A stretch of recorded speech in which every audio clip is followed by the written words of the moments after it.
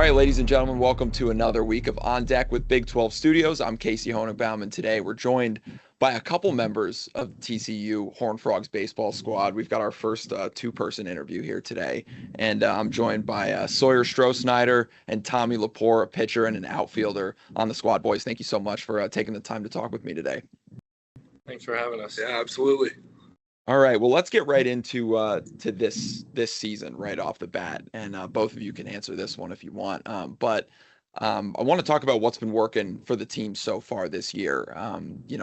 Ranked consensusly in the top 25 in a lot of different rankings, and obviously been playing really good baseball. You're tied for the second best record in the Big 12. So talk to me a little bit about what's been working so far this year.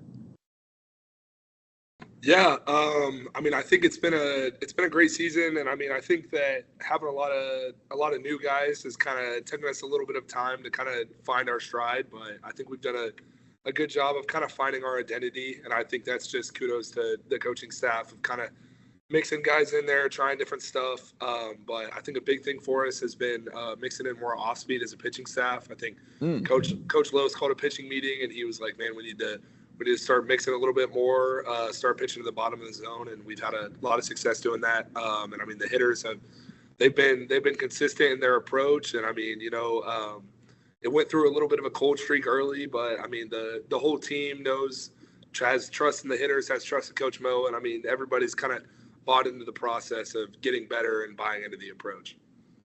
Yeah, the pitchers have done a really good job for the hitters, and as the hitters, we needed to figure out who we were at first, and once we've done that, now we don't do too much, and we figure out what we need to do, and that's how it's been rolling. I like that. That's interesting because that was one of the questions I wanted to ask. And speaking of those, a lot of the new players that you mentioned, Tommy Sawyer, you're one of them as a freshman here coming in, and I wanted to ask you, coming into this season, obviously. You had some draft buzz last year coming out of high school, and what made you specifically, and then obviously going off of that, Tommy transferring now into TCU, what made the two of you want to come to TCU and be a part of this program? When I took visits, I saw the culture, and I felt like it was different than anything else, and obviously the coaches are amazing, but the group of guys was awesome, so I really wanted to be a part of that. I love that. How about you, Tommy? Yeah, the portal was definitely a tough process, being the way that it is now. But, Coach Lowe's, he just did such an amazing job of kind of bringing me in and making me feel like family. And, I think that it's a lot easy to kind of get caught up in the fluff whenever you're in the recruiting process. But I think Coach Lowe's did a great job of kind of showing me what it's going to be like to be here, what he's about, what the core program or what the core values of the program is, stuff like that, and was just truly himself. And I think that's something that's hard to find nowadays in college baseball. I like that a lot. I wanted to ask you, Tommy, too, coming from the AAC now over at Wichita State, now coming to the Big 12 with TCU, have you noticed a difference at all, or is it kind of, a similar game of baseball that you're playing? Obviously, you've had a lot of success so far this year. What's a difference that you've seen, or if there has been one? Yeah, I had a coach tell me when I was a lot younger that the game's never going to change. It's just going to continue to get faster. But all the hitters have been a lot better. Their approaches are a lot better. They're not as prone to swing at stuff. But I think that the coaches have done a good job of developing me from last year to this year, and I think that my stuff kind of took a step up as well as I took a step up in the conference. But I've definitely noticed a big change in the way that everybody in the Big 12, they're going to be well coached, they're going to play hard, they're going to give you 9 full innings of baseball. I love that. And Sawyer, coming out of high school now with your first season in college baseball, kind of going off of that, what's been the biggest adjustment, if there has been one for you now? And I guess like it can kind of be one of those, if there was a welcome to college baseball type of moment that you had, what's been that adjustment? Yeah, definitely the welcome to college was the first weekend. I had a rough weekend. Didn't play too well, didn't swing it like I wanted, but I just let the game speed me up and was trying to do too much. Once I figured out how to slow it down, stay to my approach, do what I can do, it's been a lot different. Yeah, absolutely. I think, to read off some stats, you're hitting 360 getting on base at a 400 clip, slugging at a 600 clip. You're leading the Big 12 in triples right now. I don't know if you know that. You've got 7 triples on the year, so not bad at all. And then a couple long balls as well. But talk to me about specifically, obviously you mentioned having that slow start, but once you got going, what has been that, or what's that approach been like, and how have you been able to kind of ramp your game up as the season's gone on? Yeah, just again slowing it down, finding pitches that I like to hit, not swinging at everything. I was chasing a lot early on, getting myself out, but once I slowed it down, found the pitches I liked, it's gone a lot better. I like that. And Tommy, you mentioned, some of the improvements that you've had this year. You're leading the Big 12 in ERA right now. So I wanted to ask, what has that process been like? And I know you mentioned, pitching with some of your off-speed pitches. You mentioned how that was kind of an adjustment. Also noticed one of the things about you is you don't walk a lot of hitters, and I wonder if that's also been an approach that you've taken this year as well. Yeah, I think this year it's been kind of just attacking the zone. I think has been the biggest thing. That's a thing that Coach Los and Coach Lon talk about a lot. Just being aggressive in the zone. Hitting's really hard. If you get on base 3 out of 10 times, you're a Hall of Famer. So just trusting the defense behind me, because I know I got unbelievable defense. You got Silva up the middle. You got Strohn right. You got Bruns. Yeah. I could go down the list, and everyone's an elite fielder. Kadena made a sliding catch into the fence on Friday last week. It's very comforting to know that I'm able to attack the zone because of how strong my defense is behind me. I love that. And one of the interesting things in college baseball is the momentum swings are such a big part of it, I feel like. And, you can come off of maybe a tough weekend series where you didn't play the way you wanted to, but you have to, turn the page to the midweek game and then obviously that weekend series. What is it about this team that has allowed you to do that this year? Maybe you come off a tough loss and then you're able to bounce right back. Is there something, maybe it's something that coach preaches or maybe your captains preach, whatever that may be, but what is it about this Horned Frog squad that allows you to do that? Man, I think we're a gritty group. I think we're a very tight-knit group, and I think that helps us a lot. I think that we're able to kind of take failure and just kind of laugh at ourselves and be like, dang, man, we're better than this. We know how to do it.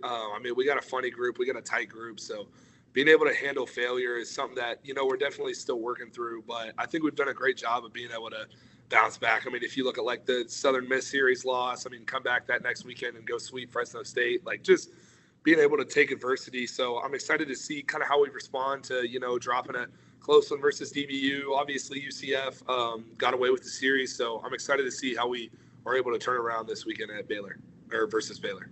Yeah. No, I love that. And Sawyer, I want to ask you too, because I remember one of your bigger moments this year coming in that extra innings Texas Tech game. Can you kind of take us through that moment and what's going through your mind when you hit that big home run? You had 2 in that game, but what's going through your mind as a hitter in a situation like that? Really just do what I need to do. I was having a pretty good series, seeing the ball well, so I was just trying to find something that I could do some damage with, and luckily that's what I got, and got a good piece on it. I like that. No torpedo bats for you yet? Not yet. I love that. And Tommy, speaking of hot streaks, your 5th straight quality start came this past weekend, and obviously you were Big 12 co-pitcher of the week. How do you continue to keep rolling? Because obviously Sawyer, you can attest to this with hitting. It's sometimes you can lose your timing overnight almost, and pitching is one of those things too, where sometimes maybe you tweak one thing in your mechanics and you might do it without even knowing. But how do you guys, and both of you can obviously answer to this as well, but how do you stay consistent with the success that you have, and that way you're able to keep it rolling as the season goes on?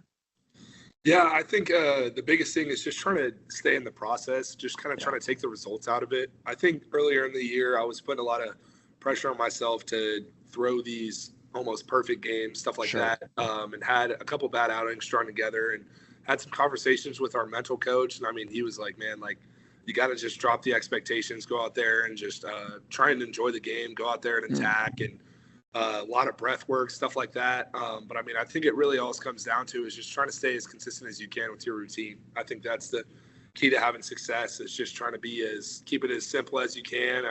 keep it boring, but I mean, just keep it repetitive, and I mean, just keep doing it if it's working. I love that. Same with you, Sawyer? I just think focus on the strengths. Obviously, you need minor adjustments here and there, but you can't let the game eat you up. Sometimes it will. So just being able to have that amnesia and get to the next at bat. I love that. Let's go with a couple fun ones here. I think, if I'm not mistaken, I saw on social media a couple new uniforms dropped. Is that true? Can we talk to me about, if you have, talk to me about the new ones, what you think about them, and then also if you guys have a favorite colorway that you guys go with, because I mean, obviously every college baseball team has like 8 different uniforms now. So like, do you have a favorite one that you like to rock? Is there a lucky one? What does that look like for you guys? Tell them about the Ranas, because you got to try them on. Yeah, the Ranas. Oh, okay. Cornudas. Yeah, that's our like Mexican heritage something jersey. So yeah, those are pretty sweet. We got purple this year with some red. They're pretty cool. I like that. Tommy, you have a favorite one that you like to wear when you pitch? Man, it is hard to lose in our white pins, man. I think that we look dangerously good in some white pins. Nike does a great job, man. They got us with some sick cleats and some sick jerseys. Look good, feel good, play good. So I was gonna ask, I'm a D3 guy, so like we didn't have, all the different uniforms necessarily, but I gotta ask too, when you get the cool gear, especially Sawyer coming out of high school, now you're in college baseball, you get a lot of cool stuff. Did you have like was there that first day where you get all of that gear and you're like, oh, okay, yeah, now it feels almost like you feel like you're in the big time kind of thing? Oh yeah. When we got our bags with the fall, we got our backpacks, all our gear for practice. It's like I'm sending pictures to my parents like this is the real deal.